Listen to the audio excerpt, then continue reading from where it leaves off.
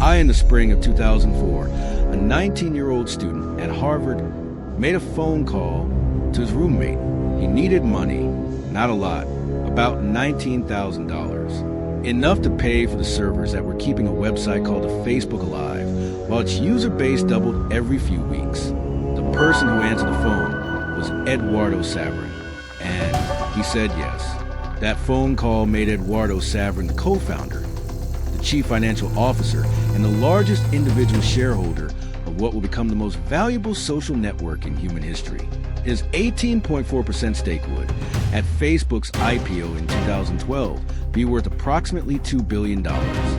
What happened between that phone call in 2004 and that IPO in 2012 is one of the most documented, litigated, and cinematically dramatized stories in Silicon Valley history. You have probably seen the movie. You probably think you know how it ends. You don't know the full story. Eduardo Saverin was born in Sao Paulo, Brazil in 1982. His family was wealthy. His father ran a successful clothing manufacturing business. And Eduardo grew up with the kind of financial education that most startup founders never receive. By the time he got to Harvard, he had already made a small fortune trading Brazilian stocks during a currency devaluation, using his understanding of how currency crises create buying opportunities. He arrived at Harvard not just as a student, but as someone who already understood money in a way most 19-year-olds do not. He met Mark Zuckerberg through the social dynamics of Harvard's final clubs and dormitory life.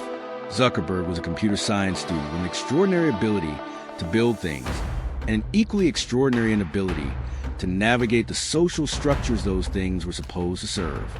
Saverin was the opposite. Social, connected, financially sophisticated. They were, in theory, a perfect partnership. In the summer of 2004, Zuckerberg moved to Palo Alto to pursue the Facebook full-time. Saverin stayed behind to complete internships and finish his coursework. The distance that opened between them over the following months was not just geographical. Here is what the movie got approximately right. Zuckerberg, with the help of Sean Parker and the advice of early investors, made a series of decisions about the company's structure that had the effect of dramatically reducing Saverin's stake. In June of 2004, the company was incorporated in Delaware. Zuckerberg held 34% of the new entity. Saverin was issued a different class of shares. And when the company later conducted a series of funding rounds that diluted existing shareholders, Saverin's stake went from approximately 30% to somewhere around 0.3% before any legal intervention. The mechanism was the issuance of new shares to incoming investors and to a compensation pool, a standard practice in venture-backed startups, but one that, when executed as aggressively as it was here, and without Saverin's active participation in the decisions, had the practical effect of making his original stake nearly worthless. Saverin's response was a lawsuit filed in 2004, alleging that his shares had been improperly diluted and that Zuckerberg had frozen his corporate bank account at a critical moment in the company's development. The suit also alleged breach of fiduciary duty. The suit was settled in 2009. The terms were never disclosed publicly, but it is widely reported that Saverin received a settlement that restored his ownership stake to approximately 5% of Facebook. What the lawsuit did not restore was his credit as a co-founder. The original Facebook website listed Saverin as a co-founder. After the legal disputes began, his name was removed from the website. It was only in 2012, in the run-up to the IPO, that Facebook's S1 filing acknowledged him as a co-founder. But here is what happened in between that almost no one discusses in the way it deserves. While the lawsuit was playing out, while the narrative was being written in which Saverin was either the villain or the victim depending on which side of the value you were on, Eduardo Saverin made a decision that was either extraordinarily prescient or extraordinarily lucky, and the distinction in the end did not matter. He moved to Singapore. He renounced his United States citizenship in September of 2011, approximately 8 months before Facebook's IPO. The financial implications were substantial.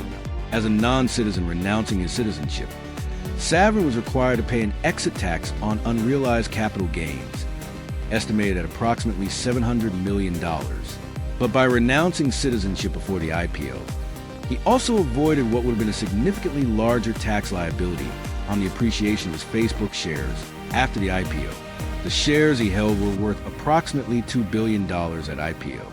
The capital gains tax rate in the United States on that appreciation, had he remained a citizen, would have been approximately $367 million more than his exit tax.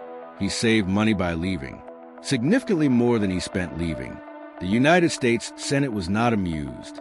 2 senators introduced a bill called the Expatriate Act, expatriation prevention by abolishing tax-related incentives for offshore tenancy, that would have imposed additional taxes on citizens who were announced specifically to avoid tax obligations. The bill did not pass. Saverin settled in Singapore, where he became one of the most active venture capital investors in Southeast Asia through his firm B Capital Group, which he co-founded in 2015, and which has raised over $4 billion in capital. This is a part of the Eduardo Saverin story that most people never arrive at because the narrative stops at the lawsuit, stops at the movie, stops at the settlement. It stops at the moment of the betrayal and treats that moment as the end. The betrayal was not the end. The betrayal was the beginning of a completely different chapter. The lawsuit gave Saverin back his shares. The IPO made those shares worth $2 billion. The tax move, whether planned or opportunistic, saved him hundreds of millions. And the move to Singapore gave him access to one of the fastest growing venture capital markets in the world at exactly the moment that market was beginning to explode. The man they tried to write out the founding story of Facebook is now, by most estimates, worth somewhere between $15 and $20 billion. He has invested in over 160 companies across Asia, Europe, and the United States through B Capital. He sits on the boards of companies most people in Silicon Valley have never heard of, but that are building infrastructure for economies 10 times the size of the American one. Zuckerberg built Facebook into one of the largest companies in the history of the world. Nobody disputes that. But the question the Saverin story raises is not whether Zuckerberg was more responsible for Facebook's success. He clearly was. The question is whether the decision to push Saverin out, to dilute his shares, to freeze his accounts, to remove his name from the website, whether any of that actually hurt Eduardo Saverin. The answer, judged by the numbers, is no. It gave him $2 billion. Freedom from the bureaucratic complexity of being a major shareholder in a public company in the United States, a tax structure that preserved more of his wealth than the alternative, an exit that positioned him perfectly for the next decade of global technology investment. The lesson here is one that Silicon Valley has never fully absorbed. When you push someone out of a company worth billions, you are not punishing them. You are giving them cash, time, and freedom. The only real punishment is the one that comes from within, from having the reputation for having done it at all. Zuckerberg has that. It follows him. It follows the company.